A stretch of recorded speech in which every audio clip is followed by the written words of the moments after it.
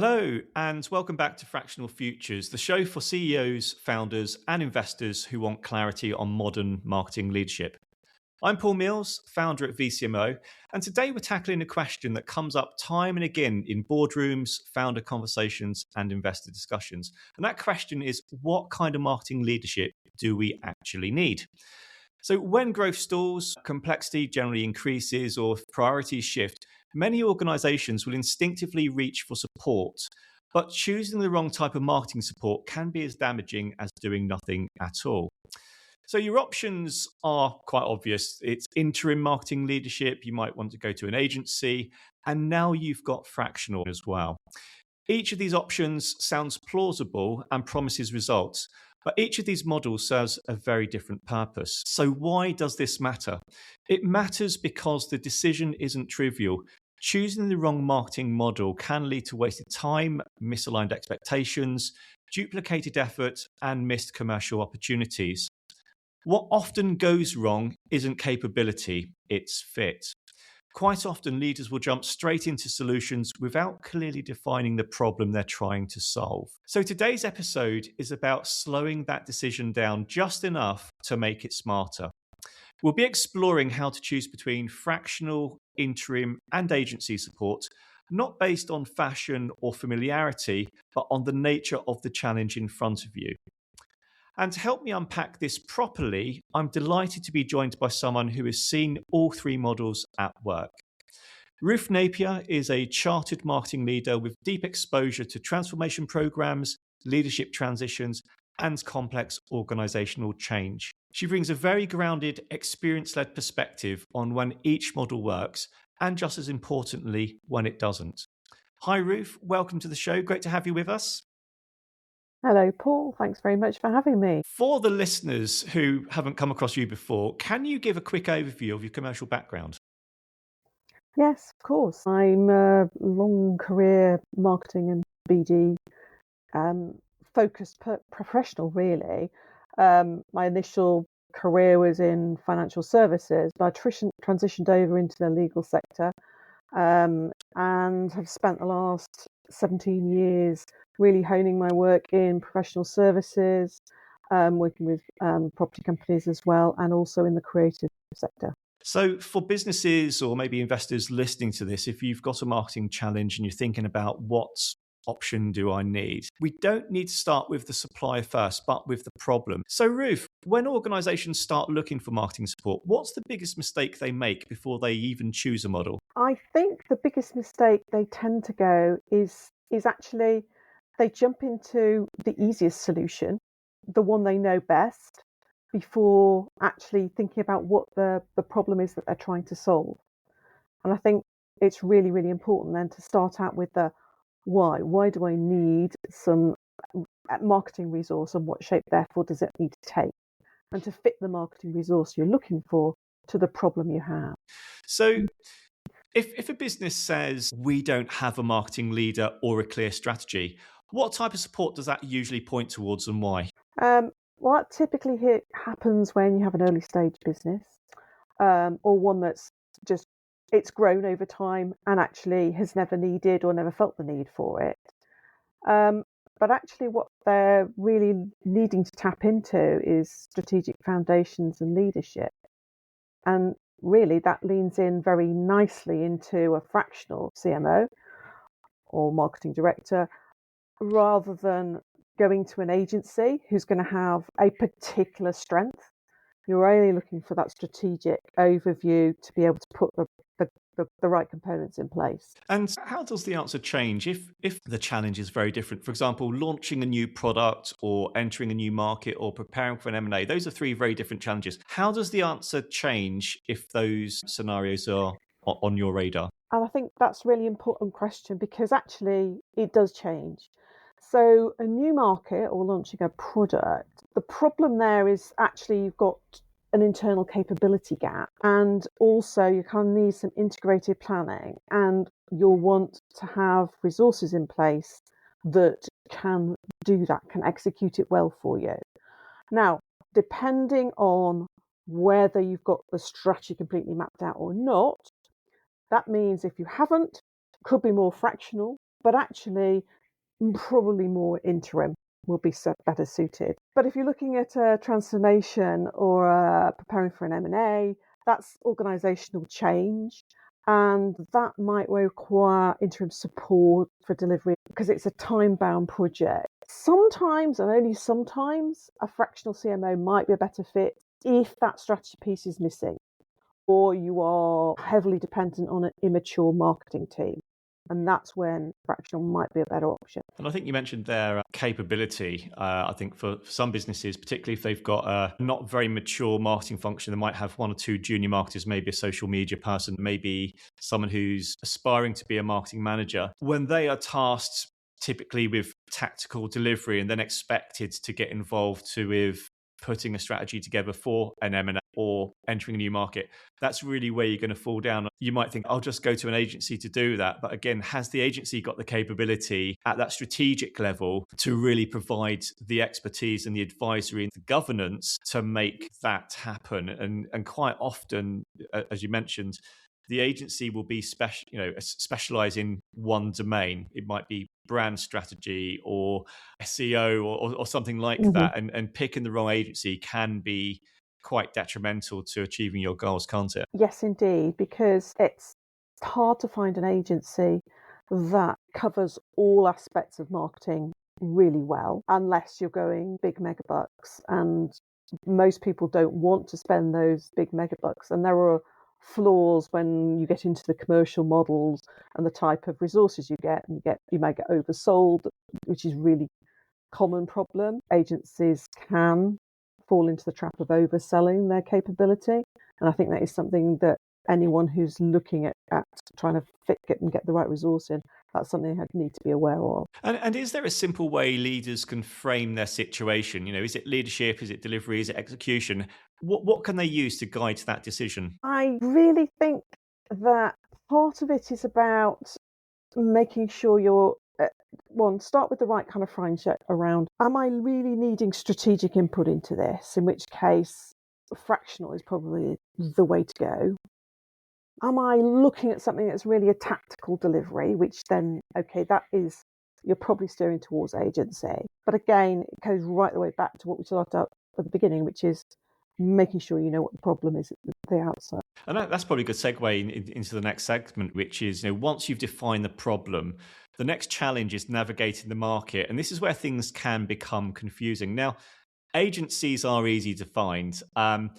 Interim marketing specialists, they will tend to sit behind recruiters. But now we've got the fractional model, and not all fractional CMOs are created equal. And I want to get into a little bit of that. So Ruth, let's talk about where leaders actually go to find each of these models or solutions and what they should be cautious about along the way.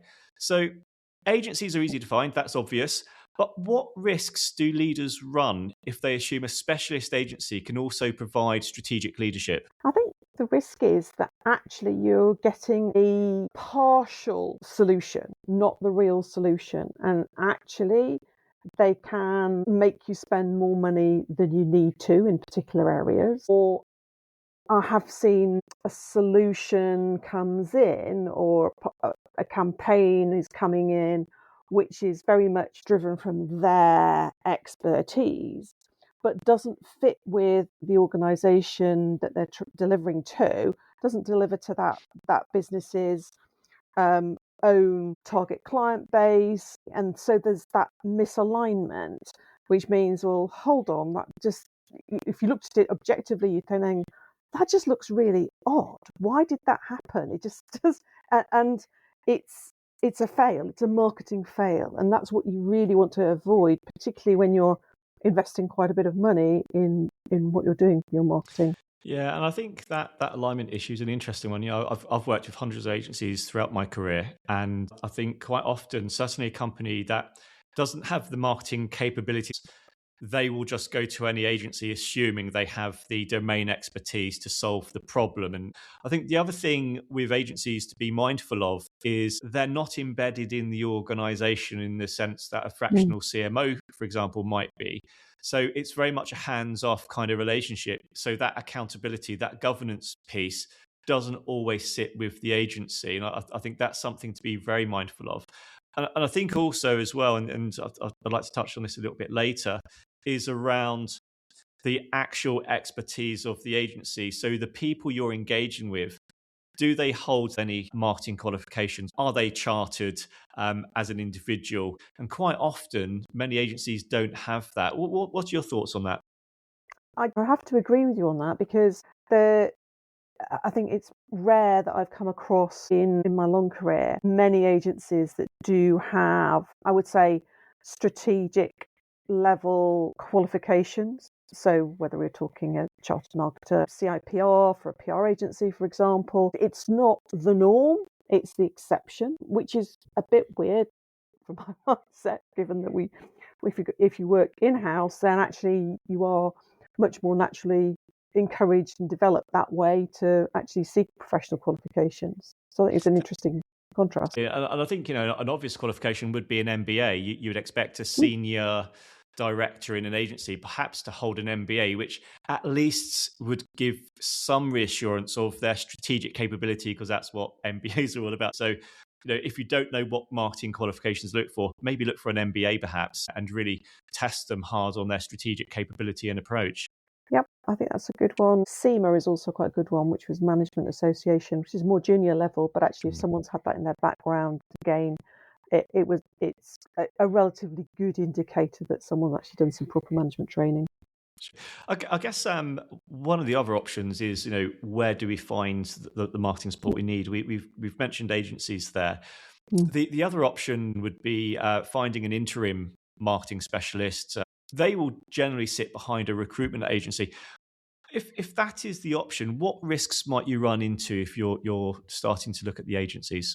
Well, again, that's knowing you've got the right recruitment agencies. The recruitment sector model has changed markedly over the last 10 years. You used to get recruitment agents who would have a large roster of people on their books who they wouldn't know well and then could bring in or recommend. So you'd get a shortlist quite quickly. That model has changed. It's now much more ad served than it ever used to be. And I think that's just the way social media has driven the market. But therefore, a lot of the agencies don't have that bank that they used to, and therefore putting it out is putting out that risk, and the time it takes to recruit an interim it'll be longer because they don't have that ready stack of people on their books. And I do think it's hard to find good interims. Even when I've spoken to a number of specialist agencies, they still struggle because it's not a common career choice. I've worked with many agencies throughout my career, and I think one of the things to really look out for is that if you're an organization, if you don't have the strategic marketing capability in-house, you may not know what support or leadership you need. If you're speaking to a recruitment agency, they perhaps don't know the real ins and outs of the marketing challenge. So you might have a recruitment specialist who's very good at placing people and finding people and having conversations, but because they won't know the business forensically like a senior marketing leader would, then you've kind of got the blind leading the blind to some extent. And it's very easy for the hiring company to misbrief the recruiter for the expertise you need. And that's sometimes why you might get a placement, a candidate who might be the wrong fit, because actually the wrong person has been found for the solution. Is that anything you've come across, or is that something you see? I have seen it happen. It falls into the you don't know what you don't know problem, which is, I think I need an events executive to do this piece of work. I'm talking at a lower level, but actually that isn't what you need. You actually need something completely different. It's a really easy one to do because, particularly if you've built up your own business, you know all about it, and therefore it's easy to think that you know what the marketing needs around that are and should be, unless you have a really strong, long-standing relationship with a recruiter that knows your market and your sector inside out and understands marketing from the strategic high-level marketing right the way through, you're not going to get the right advice from a recruitment agency. They are not going to even provide the right challenge around whether your interim role is scripted right. And so there are real dangers with going with a generic agency. And there are real positives with trying to find a specialist agency who knows your market really well. Specialist exec search firms tend to have more experienced people on board and will know the market better. But again, they will not know your business the same way. Actually, no, I think that's good sage advice there. And I think it sort of brings us nicely onto maybe the third option, which is there's a lot of noise at the moment about fractional leadership, fractional CMOs. Fractional CMOs are a newer category, and it's a bit of an unknown still as the market's still emerging and morphing and scaling. What should leaders be looking for to separate credible operators from people simply rebranding themselves as fractional? This is a real problem, I think, for the fractional world. And the problem is there aren't many centralized resources for it. You see people with fractional popping up in their profiles on LinkedIn or on their email signatures. And quite frankly, I worry that the message about what the quality of a fractional is gets diluted because of that. And I think, therefore, we're going to be looking at those really strong sources which you can tap into. So the reputable fractional networks like VCMO or the Marketing Centre or the Fractionals Collective. If you're looking at an individual who's approached you or you found them, then what kind of profile and presence do they have on LinkedIn? What evidence do they have through their thought leadership? What has been on their CV? If they've only held manager level roles, are they really going to be providing the strategic level advice that you're looking for? Probably not. Equally, if they've only had exposure to one strand of the marketing mix, then be aware of that. And so do your due diligence is really important. I've certainly seen an explosion of people just calling themselves fractional because that's the buzzword and everyone's jumping on the bandwagon. For me, when I talk about fractional leadership, we're really talking at that C-suite level. And if you've got a marketer who's probably had a very strong background in, let's say, just brands. I saw only just yesterday that there was several people rebranding themselves as fractional brand leaders, which is fine. But for me personally, that is really a consultancy model because those people are basically going in, delivering brand projects and then going on to the next client. That's consultancy. When we're talking about fractional leadership, certainly fractional CMOs, it's all about embedded leadership. It's about embedding yourself in the business and taking accountability for the marketing function, not a small sliver of marketing like brand or SEO or campaigns. It's the entire piece. You mentioned there about governance structures, accountability. That for me is really what separates a fractional CMO from someone who might be calling themselves a fractional CMO or a fractional marketer. Do credentials or qualifications, is that something that a hiring business need to look at? You mentioned doing some due diligence there. Is that really important? I'd say it's absolutely essential. Otherwise, you're going to not get the quality or the caliber of individual that you're looking for. So I would certainly say chartered marketer, really important. If they don't have it, then the question is, well, why? Because actually that's an internationally recognised hallmark. Equally, SOSTAC, certified planner. Again, there are credentials that you can use for different capabilities in different scenarios as well. But those two are really good indicators as far as I'm concerned. No, you're right. And that's probably a nice segue into the final part of today's episode. Once you've found a potential partner or a potential marketing candidate, the real decision really starts with choosing the right one. Now, it isn't just about experience or reputation or even qualifications. It's more around cultural fit and commercial fit, but more importantly, it's alignment on outcomes rather than activity. So Ruth, let's explore a little bit about that. Once you've shortlisted a candidate, what really separates a good choice from a risky one? We've talked about the experience that they've already got. I think that's a really important one. So credentials is one, experience. You're kind of looking at that broad strategic leadership. So you need to be looking for signals about what does that mean, how they experience and connecting across those different disciplines. Looking for people who spend time with organisations and embed themselves. So if they haven't, then that can be a bit of a warning sign. So, someone's 2 months here, 3 months there.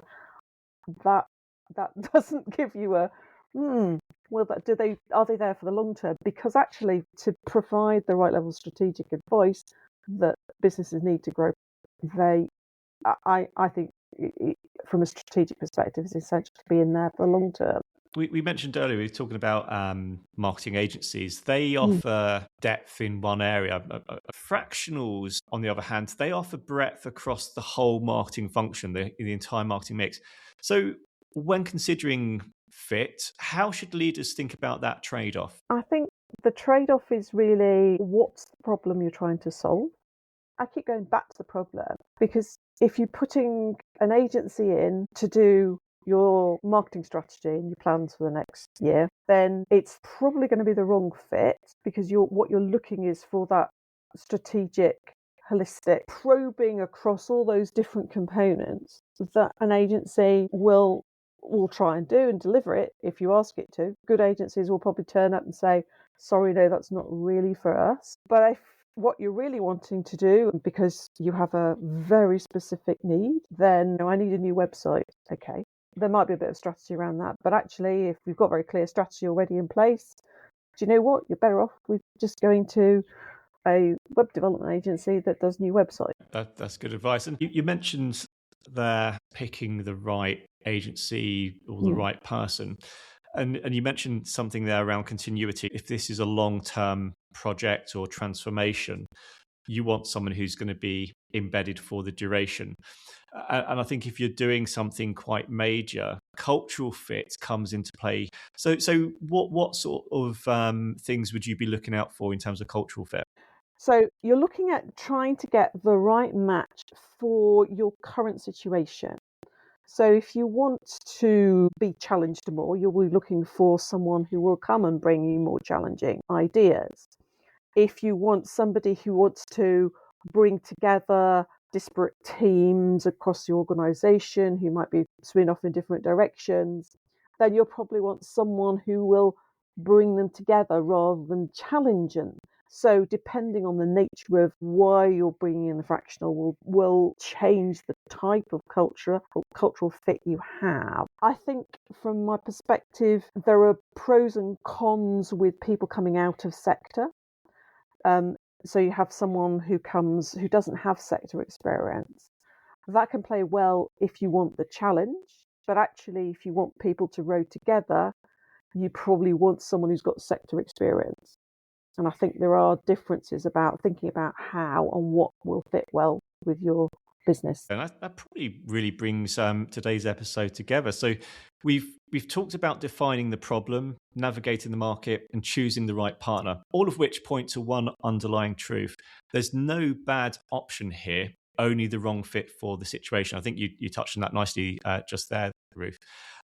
So let's wrap this up by helping listeners reflect on what this means for their own organisation. If there's one takeaway from today, it's this: choosing the right marketing support always starts with clarity on the challenge you're trying to solve. Agencies are excellent for defined projects and campaigns. Interims are well suited to time-bound transformations and delivery of heavy change. Fractional CMOs, they provide embedded strategic leadership and continuity when direction, alignment, and capability are the real gaps.